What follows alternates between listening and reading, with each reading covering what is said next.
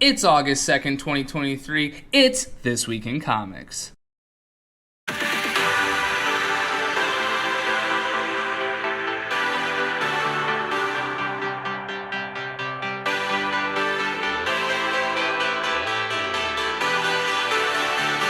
Hello everyone and welcome to This Week in Comics. It's August 2nd, 2023. We've got a couple of number ones to get to, a bunch of ongoing series to get to, and then I am going to review Punchline the Gotham game. The hardcover comes out this week. Let's go. The Sacrificers number 1 by Rick Remender, Max Fiumara, and Dave McCraig. The Sacrificers is a world with anthropomorphic bird people and humans and these beings that sacrifice to the fiery gods above. We're introduced to one of the bird families with an abusive father and one of the sons that has an ultimate choice to make. This story is very, very weird, and Remender has said that he's a big David Lynch fan and he is very inspired by David Lynch with this series, and I'm not a big David Lynch fan, so we'll see how it goes. The pacing is methodical and the art in it is phenomenal. It is spectacular, so definitely check it out and see what you think. It's intriguing at the very least, and that top-notch art means The Sacrificers is an 8.5 out of 10. Death of the Venomverse number 1 by Cullen Bunn, Gerardo Sandoval, and Jim Campbell. Now, the Venoms are on a trail of a multiversal, homicidal version of Carnage that does not need a host.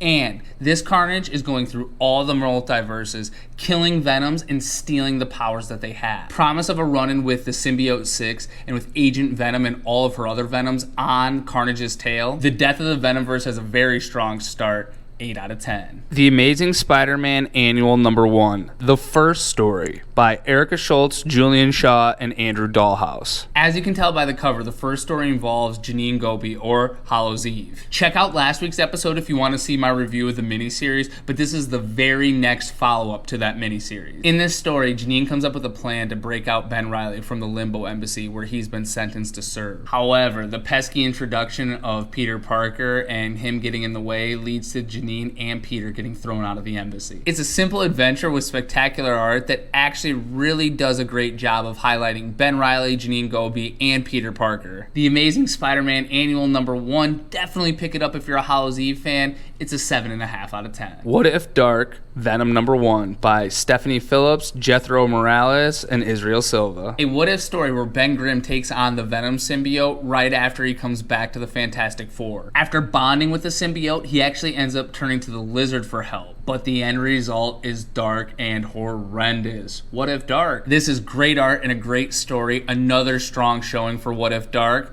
What If Dark Venom number 1 is an 8 out of 10. Tell him that's on you, Columbo. Night Terrors, The Joker, number 2. Turns out the Joker is dressing up as Batman and going out and fighting crime violently at night. We get a great Joker's Batman sequence where Joker realizes how hard it can be to be the Bat. However, when his nightmare ends, the Joker wakes up next to a bunch of other villains who claim he's amongst friends. But the Joker just smiles and decides to go back to sleep because he was having a great dream. This issue is fun, it's funny, it's got amazing art. Night Terrors The Joker number 2 is an 8 out of 10. Night Terrors Poison Ivy number 2. Janet from HR and Ivy battle to escape Ivy's dream once Ivy realizes that she is in fact dreaming. However, the first issue of this series was spectacular and promised something insightful. But this issue is just an okay conclusion to that strong start, and I wasn't a fan of the art in the second issue. Night Terrors Poison Ivy number 2 is a 6.5 out of 10. City Boy number 3. Cameron and Superman work to get the dragon that Metropolis has become under control. Cameron ends up leaving Metropolis, the little metal dragon, with Fujimoto as he sees the past play out and realizes that his mother went to Bloodhaven, and that is where Cameron needs to go next.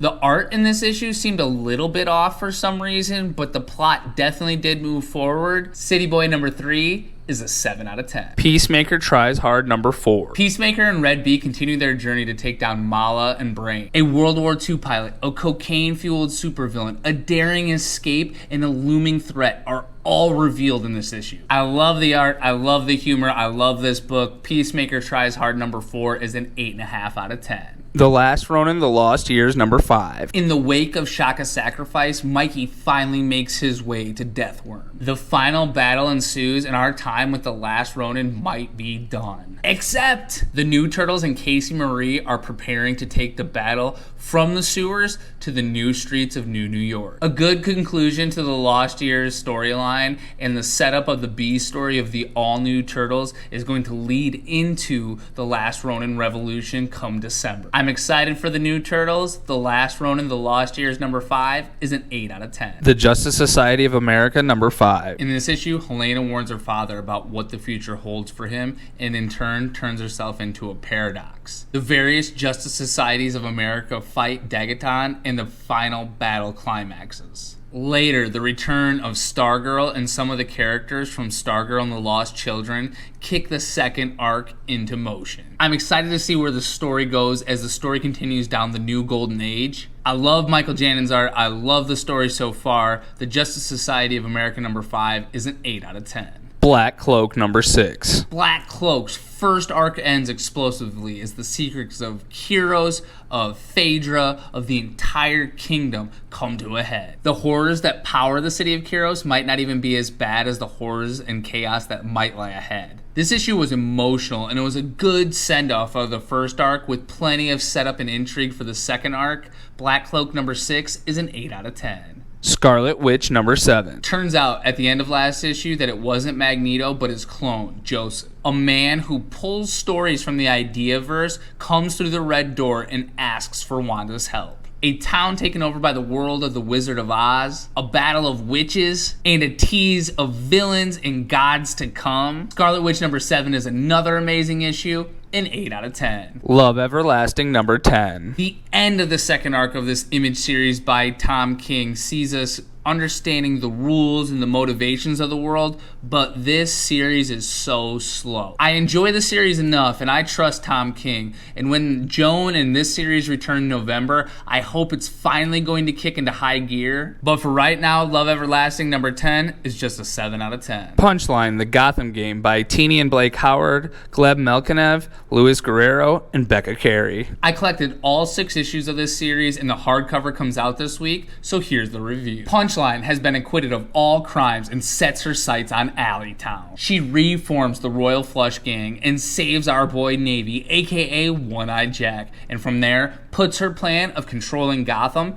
into motion. The Bat and the Bluebird interfere, the Joker shows up, and Punchline has to fight all of her fiercest rivals. The ending is less of an ending and more of a setup to go into the Catwoman series, which is unlike Hallows Eve last week, which wrapped up the miniseries and set up further adventures for Janine. This miniseries was interesting and the art was amazing. On its own, I would probably score it a 7.5 out of 10, but I don't know that you can just score it on its own. Because to truly grasp everything that's happening, you probably needed to read a little bit before this, and you need to continue this story into the Catwoman series. Punchline the Gotham Game unfortunately felt like the second arc of a 3-arc series. So while I will score it a 7.5 out of 10, and I do think there was great storytelling and great art involved, I would not suggest buying the hardcover unless you continue reading in the adventures of Catwoman. Punchline the Gotham Game is a 7.5 out of 10, but it's also a pass. That's it for August 2nd. Let's check in for next week, August 9th. The Tribulation events continue in The Avengers number 4. We start figuring more out about Groot Fall in Guardians of the Galaxy number 5. Cindy Moon has gotten out of the dream world, but the Dream Demon has taken the form of Saya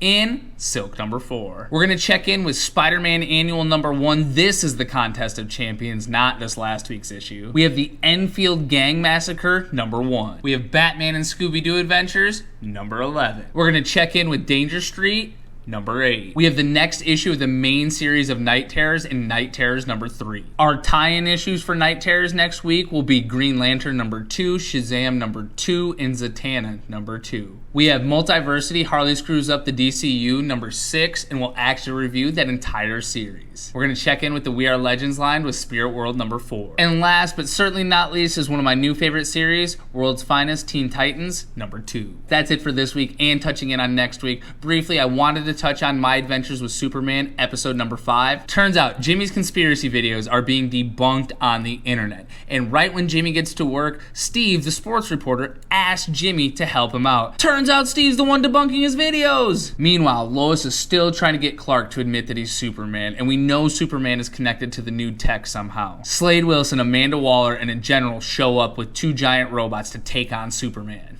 The general stops the robot and Slade Wilson from killing Superman, even though Amanda Waller wants to stop it. Lois confronts Clark about being Superman and jumps from the roof of the Daily Planet, causing Clark to save her. She is pissed that he has been lying to her, but unfortunately, they both forgot about their trip with Jimmy to go get Sasquatch, and he is abducted by Rod. Another super fun anime remix version of Superman, My Adventures with Superman, episode number 5, is another 8 out of 10. I love this show. Alrighty guys, that's gonna wrap it up for August 2nd, 2023, This Week in Comics. I'm Dustin Dry, your bumbling guide to all things with the comic books, all things with the multiverses. Follow us on TikTok at 2birdstoned815. Follow us on YouTube at 2birdstoned815. Please like, comment, subscribe. Do anything to promote us and I will appreciate it. Keep a heads up for our boy Angus, because he is going to have his own sketch video coming next week. Thank you all for watching. Please share the video wherever you can. Watch the Women's World Cup. I think the US might be out by the next time I check in. You might have seen my boy Columbo wandering in some of those shots. He's the new dog. At Columbo on TikTok. Spell it like the detective. And like those old movies, let's fade to black and hit the music.